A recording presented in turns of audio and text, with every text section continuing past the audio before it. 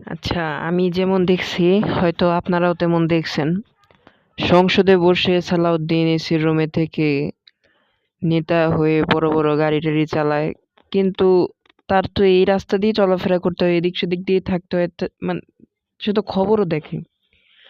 এখন একটা জিনিস হইতে পারে তার জ্ঞান নাই, তার হয়তো মেন্টালি অ্যাটাচ না, তা সে কিছু টিছু খাইয়ে বেড়ায়।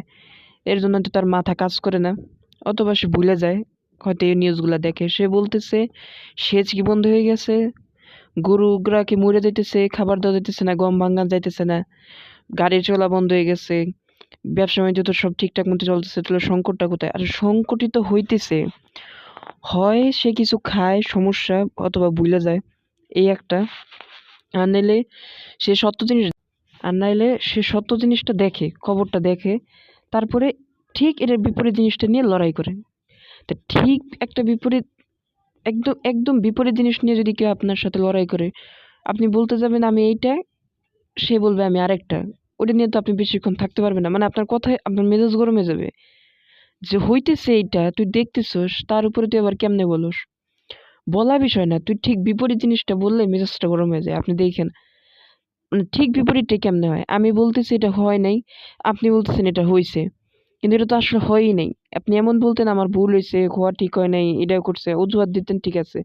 কিন্তু সে বলতেছে সব নাকি ঠিকই আছে। আরে ভাই ঠিকই তো নাই, ঠিকই তো নাই।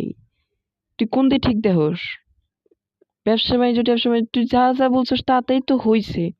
ও ঠিক পাই টু পাই যেগুলো বলছে, ঠিক পাই টু পাই প্রমাণ আমি দিতে পারবো। ঠিক পাই টু পাই প্রমাণ আমাদের কাছে আছে, আপনারাও জানেন, এবং নিউজগুলোও আছে বাংলাদেশ প্রতিদিন, এবং ওই যে এনসিপির পেজ থেকেও সেই জিনিসটা কিন্তু ছাড়া হয়েছে, প্রত্যেকটা প্রমাণ সহ।